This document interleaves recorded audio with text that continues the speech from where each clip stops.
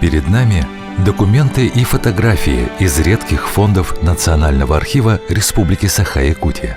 Это памятники истории неприходящего значения, свидетельствующие о дореволюционном устройстве Якутии, внедрении земледелия, развитии торговли и ремесел.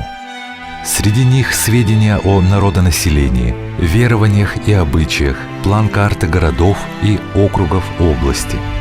Поколения якутских архивистов сформировали и сохранили уникальные фонды, не допустив порчи и потерь ценных документов в тяжелые годы революции и гражданской войны, в годы разрухи после Великой Отечественной и в лихие 90-е.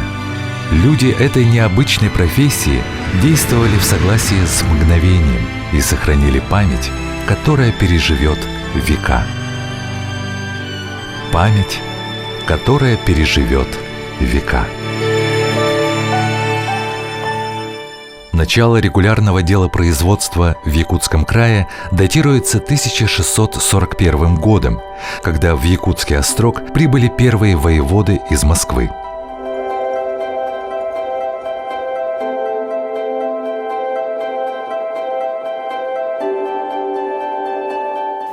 Это грамота сибирского приказа, адресованная воеводе нашему Якутского острога Францбекову, о том, что через Тобольск отправлены в Якутский острог ссыльные.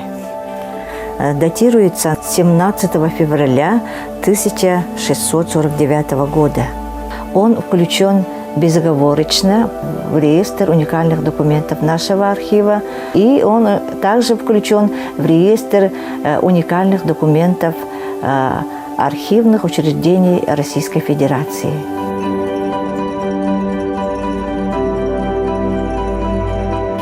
Когда мы берем дело в руки, сразу обращаем внимание на шифр архивный, на заголовок дела, о чем здесь говорится в этом деле, сколько листов написано, что это дело отсканировано, включено в перечень особо ценных документов от СИДы. И еще одно клише, это значит УД, что это уникальный документ.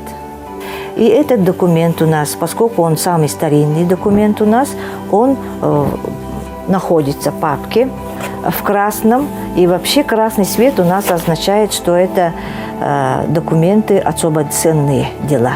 Почему? Потому что у нас, чтобы сразу при авариях, при каких-то чрезвычайных ситуациях, мы в первую очередь берем папки с красным цветом. Вот почему мы красные коробки у нас, да, и вот. И он уже находится в этом таком положении обособленно. Следует сказать, что все-таки порядок в хранении дел тогда еще был, и это подтверждает, например, то, что по указу Петра I из сибирского приказа была получена грамота. В 1701 году сибирский приказ направил якутскому воеводе и стольнику Дорофею Траурнихту грамоту, где было указано о подборе по годам и переплести в книге погодно все дела и переписать в тетради на перечень. В 1703 году была составлена первая опись архива Якутской приказной избы, которая хранится в Российском государственном архиве древних актов. В 1736 году участник академического отряда 2-й Камчатской экспедиции профессор Герхард Фридрих Миллер, работая с архивными документами Якутской воеводской канцелярии, писал, что тамошний архив в полном состоянии нашел. В 1822 году в структуре Якутского областного правления был создан архив для приема и хранения документов всех присутственных мест области и введена штатная должность архивариуса. В 1830 году архивариусу Якутского областного архива Ивану Старостину была объявлена благодарность генерал-губернатора Восточной Сибири за выявление в архивных документах сведений о походах Ерофея Хабарова и Василия Пояркова. В 1873 году штат Якутского областного архива состоял из архивариуса, писца и сторожа. Архив занимал 2 деревянных здания на Соборной площади вблизи здания Якутского окружного суда. В 1884 году пожар в здании Якутского окружного суда привел к частичной гибели архивных документов. Спасено до 2000 дел. В 1887 году по поручению якутского губернатора проведено освидетельствование Якутского областного архива. В то время на архивном хранении находилось около 130 тысяч дел. В 1890 году во время второго крупного пожара в главном корпусе архива спасено до 2000 дел. В 1895 году архив был перемещен в деревянное здание за территорией Свято-Троицкого кафедрального собора. Нужно с гордостью сказать, что архивисты того времени выполнили свои обязанности по сохранению, по обеспечению сохранности архивных документов того периода. Архив Якутского областного управления являлся самым крупным хранилищем документальных материалов дореволюционной Якутии. Большую заботу и старание проявил реформатор земли якутской, как мы называем, да, очень много сделал он для Якутии, якутский губернатор Иван Иванович Крафт. Он тоже в деле архивного дела внес свой значительный вклад. По его циркулярному предписанию в 1911, 1912, 1913 годах были перевезены из округов все дела инородных управ по 1900 год включительно. И благодаря этому сохранены уникальные документы XVIII-XIX веков.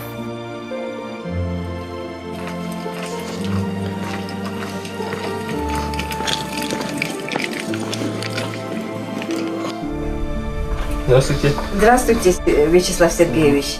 На следующий год у нас по заявке научно-исследовательской работы запланирован подготовка к изданию сборника документов.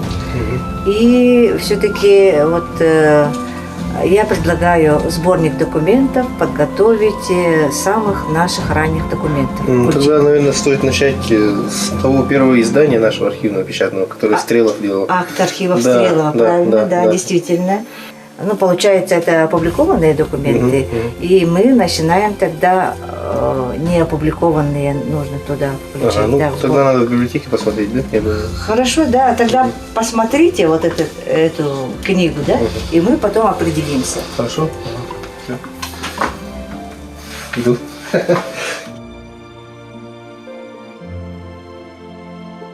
У нас в архиве есть библиотека. Здесь хранятся книги, изданные начиная от XIX века. Вот я по долгу своей службы занимаюсь подготовкой выставок, радиопередач, статей и так далее. И в таком случае просто нельзя обойтись без книг. Не все книги сейчас доступны в интернете. Часто приходится именно искать оригинал книги, посмотреть ее в бумажном варианте, изучить материал, который когда-то был издан в прежние годы. В 1911 году губернатор Якутской области Иван Иванович Крафт издал циркуляр якутским окружным исправникам о том, чтобы отправить все имеющиеся архивные дела, датируемые до 1900 года, отправить в Якутск для создания Центрального архива Якутской области.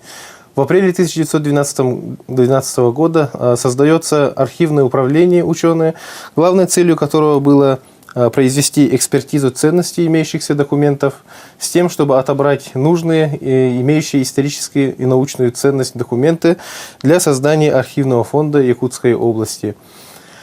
Итогом этих трудов можно считать изданной в 1916 году книгу под редакцией Ефима Дмитриевича Стрелова «Акты архивов Якутской области с 1650 до 1800 года». Если говорить о том, какую ценность и какую важность имели эти события, то можно привести слова самого Стрелова и Ивана Ивановича Крафта, которые обнаружили архивные дела, хранящиеся в разных местах Якутской области в ненадлежащих условиях.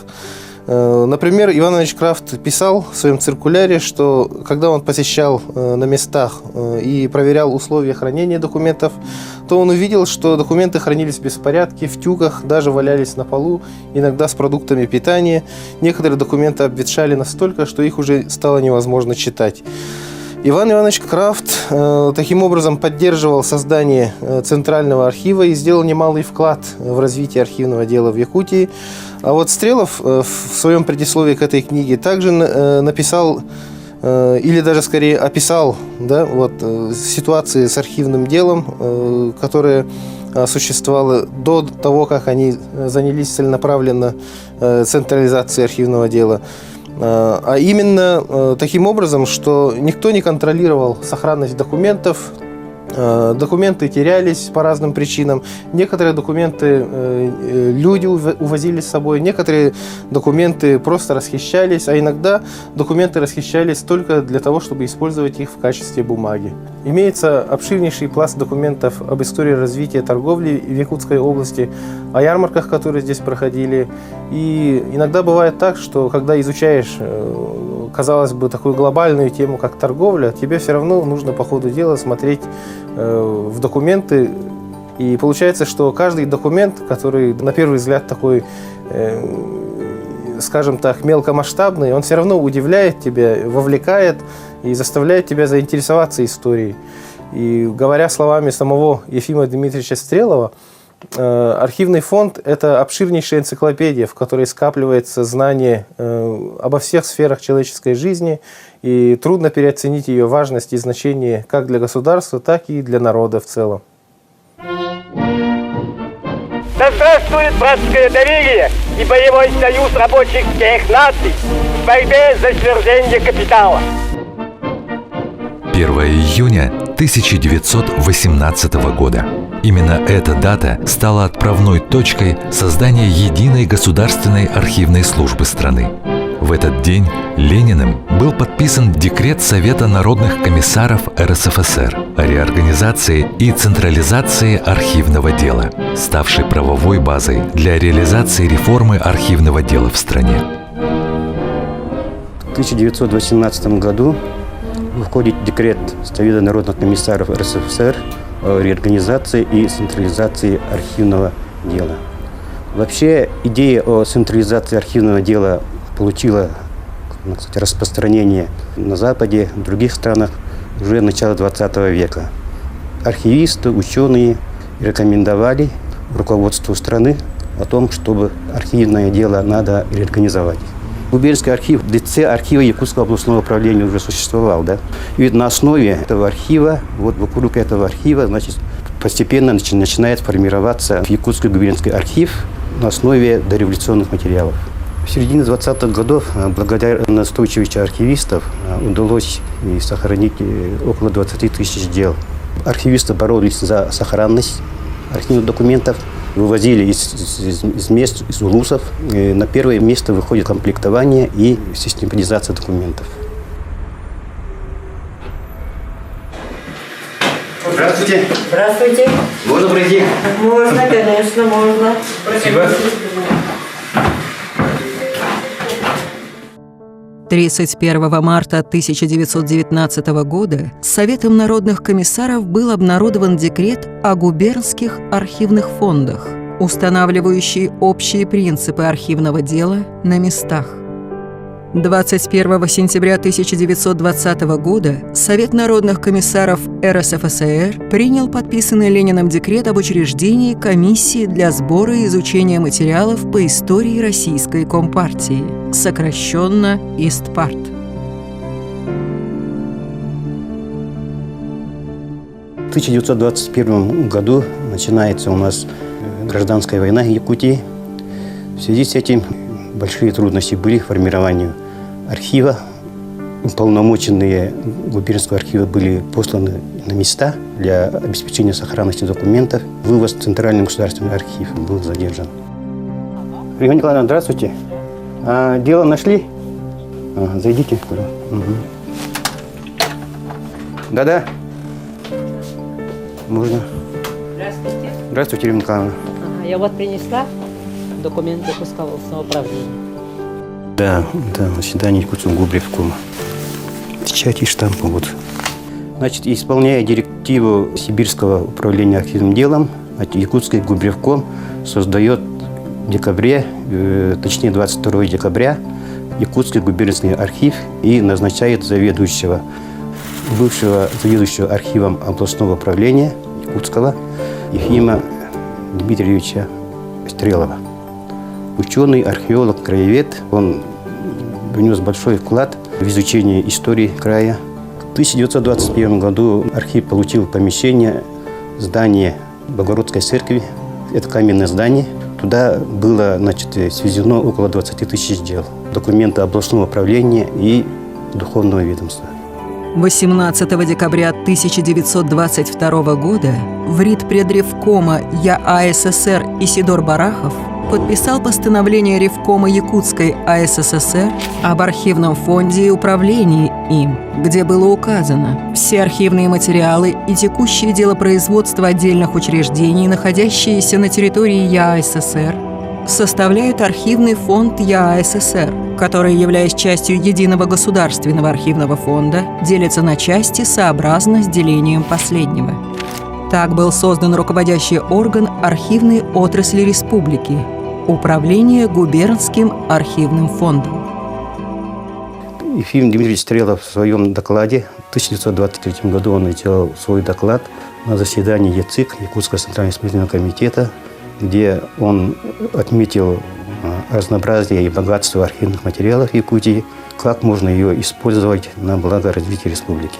И поэтому, архивное дело находилось под пристальным вниманием советских властей.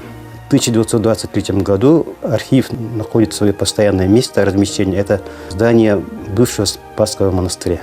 Да, в этом здании архив работал почти до 70-х годов, точнее до 1974 года. В 1925 году был принят первый перспективный план развития архивного дела республики. С переходом экспедиции Академии наук начинается научное использование архивных документов для развития экономики и культуры. В 30-е годы испытывается недостаток архивных кадров. В 30-е годы приехал первый выпускник из МГИ Московского государственного историко-архивного института, это Салимов. В 1938 году приходит первый архивист, выпускник МГИ из народа Саха Сидор Иванович Сидоров. В 1938 году введение архива по всей стране и в нашей республике тоже было передано в ведение НКВД, Наркомата внутренних дел. Задача состоит не только в том, чтобы выиграть войну в Германии, но и в том, чтобы сделать невозможным возникновение новой агрессии и новой войны, если не навсегда, то, по крайней мере, в течение длительного периода времени.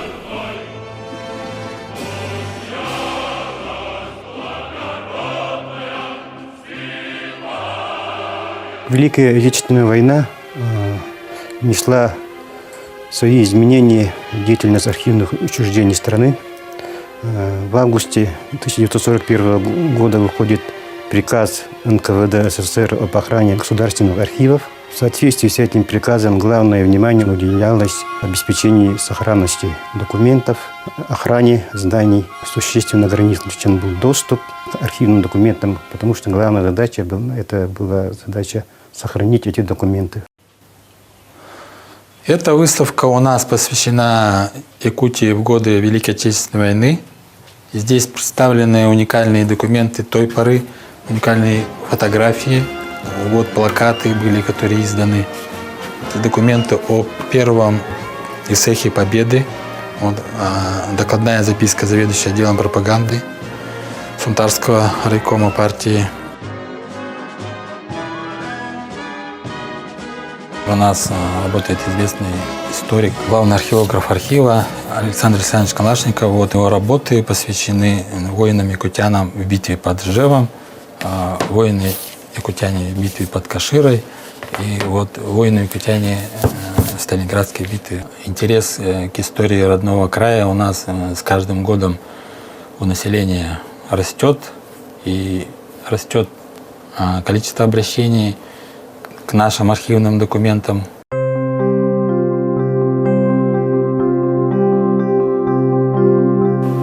Наша группа в отделе комплектования и экспертизы ценностей в данное время занимается упорядочением документов ветерана Великой Отечественной войны Ефимова Гаврила Дмитриевича. Мы собираем документы и сдаем в архив в упорядоченном виде.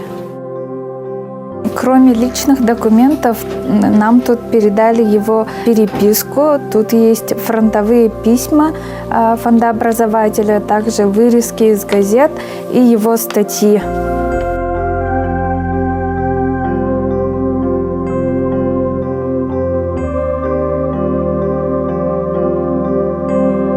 В 50-е годы начинают прибывать кадровые архивисты, выпускники Московского государственного историко-архивного института. В связи с этим повысился уровень архивного дела. В начале 60-х годов создается реставрационная мастерская, также лаборатория по микрофильмированию. Март 61 год, когда была создана реставрационная мастерская. Раньше она называлась лабораторией. У нас было всего 2 кабинета. Был только реставрационный стол и резак. Один кабинет у нас вот здесь вот сидят 3 человека. У нас здесь находится 2 реставратора и переплетчик. Обратите внимание на стол. 1901 года сам резак. И он у нас был вот купленный, когда в 61 году, вот ему будет на следующий год, как он у нас в архиве, 60 лет. Обратите внимание на стол, он разлинованный. Разлинованный 2,5 сантиметра. Это раньше был стандарт корешка. Так что наш пенсионер большой-большой. Вот у него педаль. И ровненько все бумажки нарезаются. Так что у нас в архиве не только наши документы имеют историческую ценность, но точно так же у нас все оборудование имеет историческую ценность. Это вот специальная реставрационная бумага. Японская тонковолокнистая бумага, именно реставрационная. А это миколентная называется, специальная бумага. Она прозрачная. Она клеится поверх текста, чтобы был читаемый текст. Когда прилаживаешь вот на документ, вот что-то здесь порвалось. Приклеили документ, он полностью читаемый. Не наносишь никакого вреда. Конечно, хотелось бы, чтобы у нас было разнообразие бумаги. Сейчас просто какой только нет бумаги. Просто глаза разбегаются.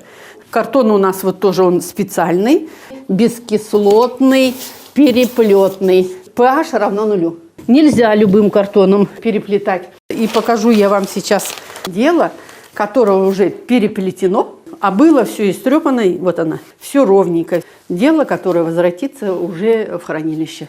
На вечном хранении, не выдавая его на руки исследователя. В конце 50-х, начале 60-х годов наступило время изменений в организации архивного дела в СССР. Был принят ряд постановлений Совета министров, в которых особое внимание обращалось на комплектование государственных архивов документальными материалами советского периода. В 1962 году Центральный государственный архив ЯССР был передан из системы МВД СССР в непосредственное ведение архивного отдела при Совете министров ЯССР. В 60-е годы большое внимание уделяется именно комплектованию фонда Центрального государственного архива Якутской АССР. Усиливается работа с организациями, увеличивается количество источников комплектования организаций. И именно в 60-е годы сформировался вот основной костяк документов советского периода. В советское время в Центральном государственном архиве Якутской АССР функционировал отдел секретных фондов, где хранились документы ограниченного доступа. Тогда в государственных архивах проводились работы по рассекречиванию архивных документов на основании приказа МВД СССР от 3 июля 1956 года номер 0275. В 60-е годы начинается интенсивная публикация архивных документов. Так, первые сборники события Первой русской революции 1905 года в Якутии, становление и упрочение советской власти и другие сборники архивных документов. 60-е и 70-е годы ознаменовались публикацией документов и источников, проливающих свет на малоизвестные факты из истории республики, вызвавшие живой интерес исследователей, краеведов, студентов. В 1968 году опубликован сборник статей «Воспоминаний и писем» Максима Кировича Амосова. Издан сборник документов и материалов «Культурная революция в Якутии». Фотоальбом Платона Аюнского увидел свет в 1978 году. В 1980 году был выпущен сборник документов «1980 год. Образование Якутской АССР». Это документы, поступившие тогда в бывший партийный архив из личного фонда Амосова Максима Кировича и Барахова Сидора Никифоровича. Они стояли у истоков, как основатели и бывшего партийного архива, и Центрального государственного архива. Например, вот заявление членов ЦИК Амосова товарищу Сталину ЦК о якутской автономии. Это не подлинник, но ксерокопия, получена из Центрального партийного архива при ЦК КПСС 2 марта 1972 года. Ну, тут можно видеть личное дело Аюнского Платона Алексеевича. Это из фонда 3-го Якутского обкома партии. Написанную собственноручно на 3 листах. И это было написано 4 октября 1937 года. Еще один уникальный документ, хранящийся в Национальном архиве, это рукопись Алексея Елисеевича Кулаковского «Якутской интеллигенции». Документ поступил в партийный архив в 1933 году, его передал секретарь парткома Сунтарского Максимов. И это самый первый документ, где Алексей Елисеевич подписал «Эксекулях Алексей». Было выделено красными чернилами начало документа, да, и что-то, можно сказать, даже беловик, и подпись тоже сделана красными чернилами. Мы видим, что этот документ был написан в 1912 году, в мае месяце, в селе Качакадзе, когда Алексей Елисеевич жил и работал у своего друга Семена Барашкова, тоже одного из очень известных людей, меценатов. В 1990 году была проведена графологическая экспертиза, которая удостоверила, что этот документ, во-первых, подлинник, во-вторых, те самые описки, дописывания и исправления сделаны часть самим Кулаковским, а часть уже другими лицами. И об этом еще была специально подтверждающая справка, составленная работниками тогда бывшего партийного архива Василием Гавриловичем Лыглаевым и сотрудниками Эдуардом Егоровичем Грязнухиным, Василием Николаевичем Гуляевым и Дмитрием Ивановичем Винокуровым. В декабре 1989 года партийный архив обкома КПСС переехал в новое здание на улице Кирова, 14. Именно в эти годы сформировался крепкий коллектив профессионалов архивного дела. Успехи и достижения архива – это заслуга каждого его сотрудника. Более 50 лет посвятили любимому делу Калашников Александр Александрович, Гаврилева Вера Никоновна. Около 40 лет и более служат архиву Степанова Мария Моисеевна, Кононова Эмма Николаевна, Борисова Лидия Михайловна, Анисимова Софья Афанасьевна, Александрова Полина Николаевна, Васильева Раиса Тимофеевна, Филиппова Маргарита Петровна, Коженкина Ирина Николаевна. 30 и более лет верны архивной службе Давыдова Анна Дмитриевна, Якуба Ридана Кирилловна, Барашкова Акулина Иннокентьевна, Яковлев Эдуард Михайлович, Прокопьева Вера Васильевна, Николаева Капиталина Семеновна, Павлова Федора Филипповна, Комкова Наталья Николаевна, Малышева Наталья Николаевна, Волкова Вера Георгиевна, Маркова Евгения Лавровна, Грязнухин Эдуард Егорович, Турантаева Александра Андреевна, Румянцев Петр Васильевич, Степанова Наталья Степановна, Борисова Антонина Афанасьевна, Соколова Наталья Николаевна, Картузова Лидия Александровна. Более 20 лет своей трудовой биографии посвятили архиву Борисова Лидия Петровна, Шевелева Полина Николаевна, Богатова Тамара Гаврильевна, Зетгенизова Варвара Ивановна, Максимова Варвара Михайловна, Ощепкова Розалия Петровна, Накатова Арылиана Алексеевна, Вешникова Полина Спиридоновна, Ефремов Спиридон Ефремович, Николаева Клавдия Петровна, Макарова Римма Николаевна, Степанова Тамара Николаевна, Васильева Розалия Матвеевна, Дьяконов Семен Семенович, Платонова Дарья Васильевна, Константинова Соскалана Прокопьевна, Домотова Татьяна Афанасьевна, Захарова Айталина Афанасьевна. Спасибо и низкий поклон вам, ветераны!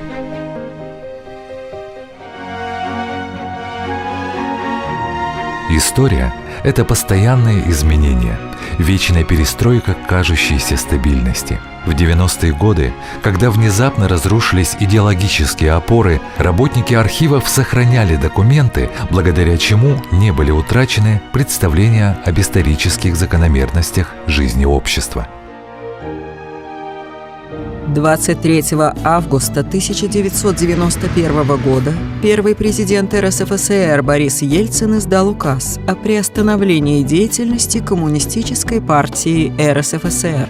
Постановлением Совета министров Якутской САХА-ССР от 26 августа 1991 года партийный архив Республиканского комитета Коммунистической партии был передан в структуру Центрального государственного архива Якутской АССР на правах архивохранилища.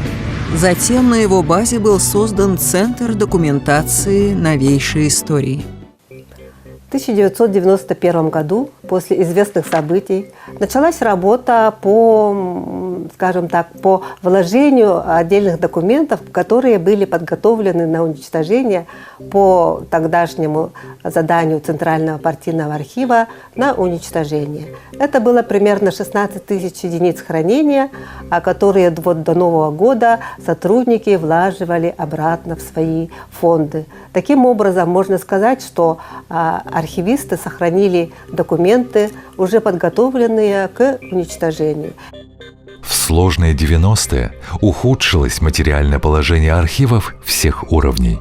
Однако архивисты продолжали выполнять кропотливую и ответственную работу по национализации и интеграции партийных архивов в архивный фонд страны. Поистине подвижнический труд архивистов был связан с научным описанием архивно-следственных дел репрессированных граждан. Кроме того, в условиях перехода экономики к рыночным отношениям, ликвидации, реорганизации ряда госпредприятий и создания новых коммерческих структур произошли изменения в составе источников комплектования архива в виде архивов организаций, перешедших из государственной формы собственности в негосударственную, а также архивы общественно-политических объединений и партий.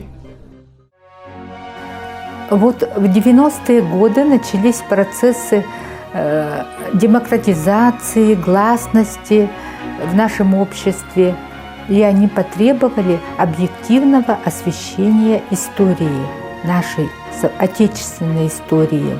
В связи с этим вышло решение главархива в 1990 году, на основании которого архивы нашей Российской Федерации начали рассекречивание документов, то есть переводить с закрытого на общее хранение. У нас в архиве работа по рассекречиванию документов началась в 1992 году.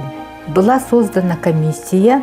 Начальник управления по делам архивов своим приказом создал эту комиссию. Началась работа, мы разделили все секретные фонды между членами комиссии. Каждый член полистно просматривал дела.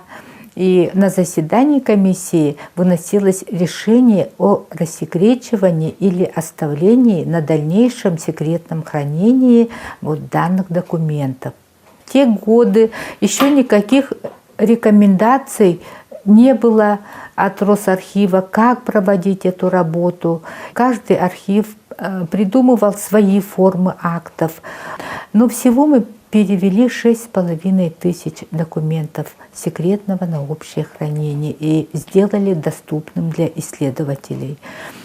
Но в те годы, в 1998 году, была создана межведомственная комиссия экспертная по рассекречиванию документов. Но по каким-то причинам эта работа по рассекречиванию не была закончена. В 2019 году глава нашей республики своим распоряжением создал новую межведомственную экспертную комиссию по рассекречиванию. И выходит, что дела, рассекреченные вот в 90-е годы, мы как бы легализуем, уже вторично подаем на утверждение вот этой межведомственной экспертной комиссии. Рассекреченные документы, можно проследить по ним всю историю Якутии после Октябрьского периода. Тут есть и установление советской власти, и гражданская война, и повстанческое белогвардейское движение, документы периода Великой Отечественной войны, коллективизации. Исходя из рассекреченных материалов, можно сказать, что некоторые документы были засекречены совершенно необоснованно, да?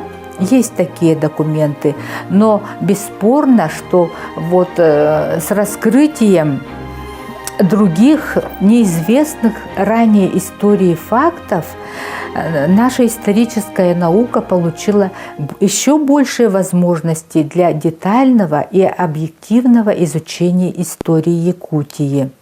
И история нашей Якутии должна быть объективной.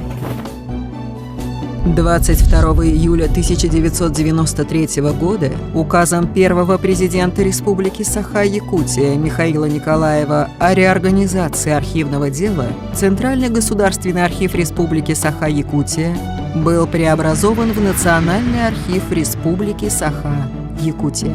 12 сентября 1995 года вышло постановление правительства Республики Саха-Якутия о государственной поддержке архивного дела.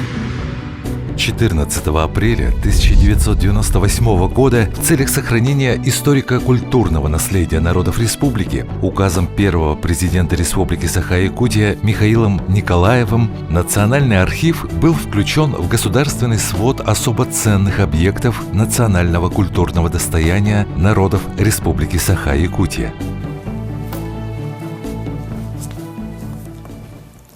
Я держу в руках один из уникальных документов Национального архива, сертификат ЮНЕСКО о включении якутского героического эпоса «Аланхо» в список нематериального культурного наследия человечества.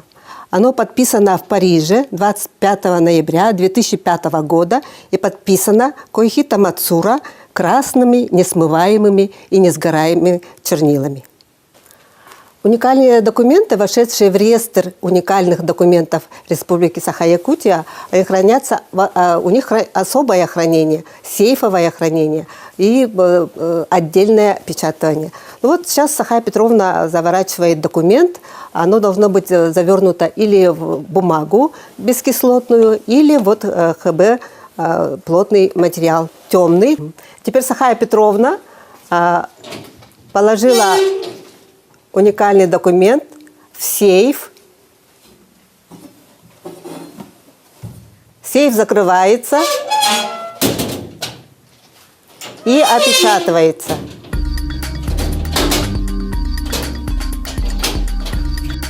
Установление статуса особо ценного объекта сыграло свою положительную роль в деятельности архива.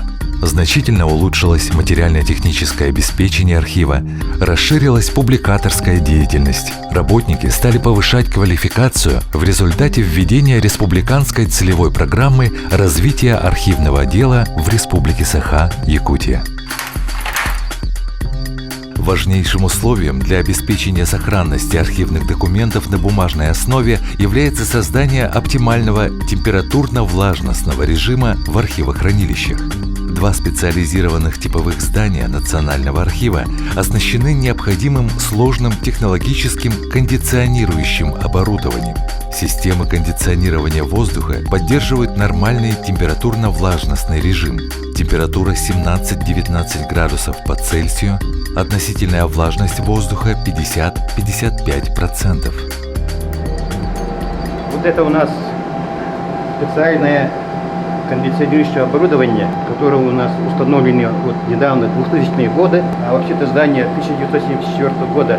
Здесь было оборудование еще советское, а здесь это уже современное оборудование, здесь, конечно, это все электронное, все климат-контроль. С 2004 года начинается интенсивное внедрение новых информационных технологий. Был получен из Росархива, Федерального архивного агентства, базовый программный комплекс «Архивный фонд».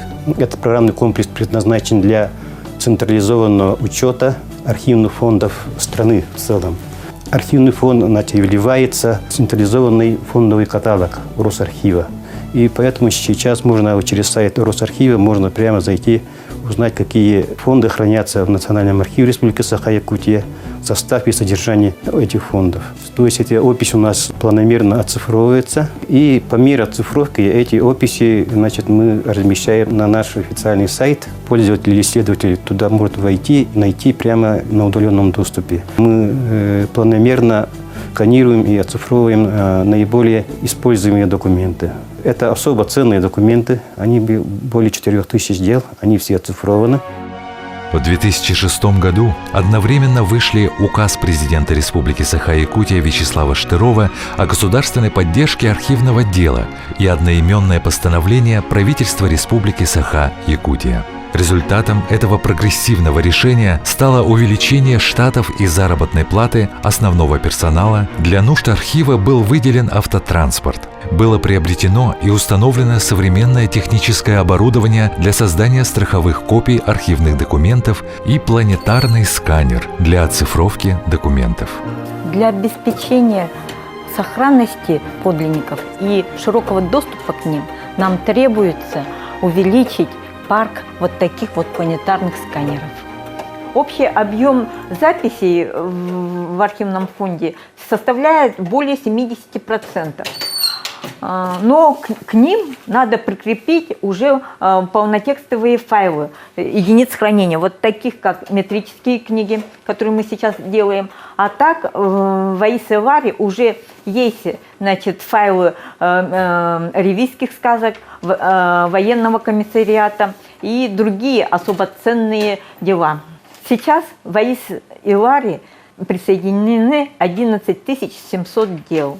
Всего в архивном фонде хранится 1 300 000 дел. Любой посетитель нашего читального зала, как и любой гражданин Российской Федерации, может зарегистрироваться в программе АИС-Илар архив. Например, в электронном виде у нас переведена первая всероссийская перепись населения 1897 года, перепись 1927-28 годов, сельскохозяйственная перепись 1917 года. Вот эти документы очень востребованы гражданами. Ревизские сказки все переведены в электронный вид. И вот у нас есть ревизские сказки с 1768 года по 1858 год. Ревизия – это фактически посемейный список наслега с указанием главы семьи, жены, детей, с указанием фамилии, имени, отчества, возраста на момент ревизии. На основании всего этого мы составляем архивные справки по родословным. Люди самостоятельно в читальном зале изучают этот вопрос. Например, если предки были священнослужители, это можно посмотреть клировые ведомости церквей. Если кто-то из предков был ссыльным, у нас есть документы, статейные списки ссыльных. Инородцы, крестьяне, священнослужители, казачество, купцы, мещане. У нас есть данные о рождении граждан до 1920 года, уточнение национальности, состава семьи, степени родства. В Национальном архиве имеется 2 читальных зала. На Дзержинского 41 и на Кирова 14. Любой гражданин может посетить эти читальные залы, записаться и ознакомиться с нашими документами, начиная с XVIII века и до современной эпохи. В последние годы очень много запросов о людях, которые жили и работали уже в 20 веке в Якутии. Запросы приходят со всей России, иногда бывает даже из-за рубежа. Запросы, касающиеся подтверждения дат создания учреждений, предприятий, школ, больниц, сел. Запросы, касающиеся имущественных прав граждан. Мы исполняем запросы о выделении земельных участков, квартир, создании дачных кооперативов, гаражных кооперативов по документам нашего архива.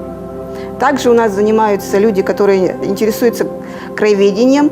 Много ходит ученых, которые занимаются историей Якутии, сельским хозяйством, здравоохранением, образованием. Все это можно найти в фондах нашего архива. В настоящее время Национальный архив стал одним из тех центров притяжения. Для нас, для историков, архив имеет особое значение. Только благодаря той кропотливой, скрупулезной работе, которую проводят архивисты, мы в полной мере можем воспользоваться этими документами. Мои документы готовы? Благодаря архивам мы, историки, можем показать наше прошлое, показать действительную картину тех событий, явлений, жизнь людей, которые жили много сотен, десятилетий лет тому назад. И только благодаря бесценным документальным сокровищам, которые хранятся в архивах, мы можем воссоздать подлинную историю. В этом уникальном хранилище собрана вся наша письменная история, начиная с XVII века. Вышло очень много научно-популярных работ по истории Якутии. Особенно, конечно, мы оценили то богатство, которое есть в нашем национальном архиве во время работы над нашей последней академической историей Якутии. Нам удалось, на наш взгляд, объективно показать историю национальной интеллигенции, национально-демократического движения начала XX века, историю гражданской войны, историю строительства социализма в 20-30-е годы, где были очень тяжелые страницы, связанные, например, с коллективизацией, с массовыми репрессиями. Очень большую работу и сам архив провел по рассекречиванию, публикации документов, связанных со многими трагическими страницами истории Великой Отечественной войны. И, конечно же, если бы в свое время эти документы не были бы сохранены, очень многие важные страницы истории так бы и остались, наверное, неизвестными для нас, современников, и для наших потомков. Ну и самое главное, наверное, самый главный результат вот нашей такой научной коллаборации, сотрудничества – это наша трехтомная академическая история Якутии, которая выходит в преддверии столетия государственности Якутии, столетия создания Якутской автономной республики. И она действительно, на мой взгляд, станет вот одним из ярких таких показателей, ну и, может быть, символов сотрудничества и Национального архива с научными учреждениями нашей республики, и показателем той роли и вклада, которые архивы и в целом, и Национальный архив Республики Саха-Якутия в особенности имеют в жизни нашего общества, этого огромного вклада, который они вносят в изучение прошлого нашей страны, нашей республики, нашего народа. В настоящее время, на 1 января 2020 года, в Национальном архиве на государственном хранении находится 3688 архивных фонда с общим объемом 1 400 951 дело на 17 языках мира. Документы дореволюционного периода насчитывают 238 487 дел на бумажной основе. Фотофонд архива насчитывает более 16 тысяч единиц хранения, среди которых уникальная фотоколлекция полит ссыльных, видовые снимки и портреты дореволюционных авторов. Научная библиотека располагает 10 тысячами раритетных книг и брошюр дореволюционного издания и собранием газет в количестве более 12 тысяч номеров.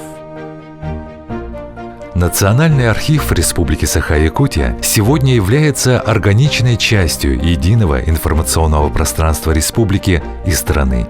Впереди ждут новые перспективные проекты. Это расширение архивных площадей, оснащенных современным оборудованием для обеспечения сохранности и автоматизации архивных работ, активизация формирования цифрового контента в соответствии с переходом в новую эру цифровой цивилизации. Благодаря усилиям профессионального коллектива, настоящих патриотов своей отрасли, любой пользователь страны и мира может ознакомиться с составом и содержанием фондов Национального архива Республики Саха-Якутия в пространстве глобальной сети.